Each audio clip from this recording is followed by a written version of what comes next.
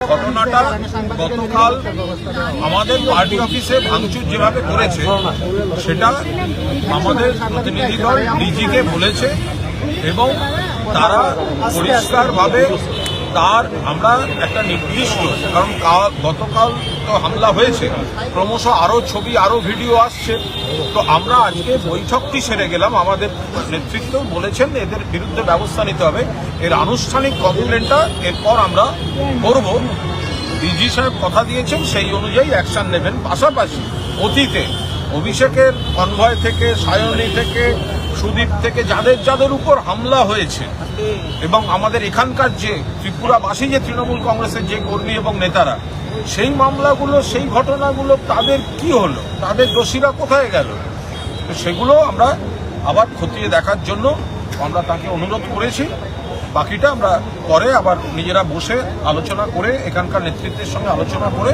আমরা জানাবো। আমরা সময় চেয়েছি যদি উনি দেন তাহলে দেখা করব যদি উনি না দেন তাহলে কি করে দেখা করবো। দলের নেত্রী কিছুক্ষণ আগে বোধহয় কোনো সংবাদ মাধ্যমকে বলেছেন যদি রাজ্যে আসার পর আপনাদের সঙ্গে কোনো অপ্রীতিকর ঘটনা ঘটে তাহলে তিনি রাজ্যে আসবেন। আপনাদের সঙ্গে কি দলনেত্রীর সঙ্গে কথা হয়েছে আপনাদের রাজ্যে আসার পর? পুরোপুরি যোগাযোগ আছে। ওনার নাম মমতা বন্দ্যোপাধ্যায়, জননেত্রী, মুখ্যমন্ত্রী শুধু নয় দলের নেত্রী, প্রতি মুহূর্তে খবর নিয়েছেন আমরা কি অবস্থায় আছি।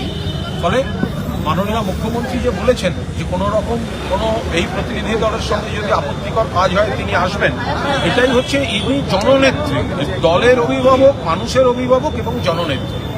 ত্রিপুরার মানুষও মমতা বন্দ্যোপাধ্যায় এবং তার মডেলকে চান, সেটা কিভাবে আরো কি করা যায় আমরা এখানকার নেতৃত্বের সঙ্গে কথা বলে খতিয়ে দেব।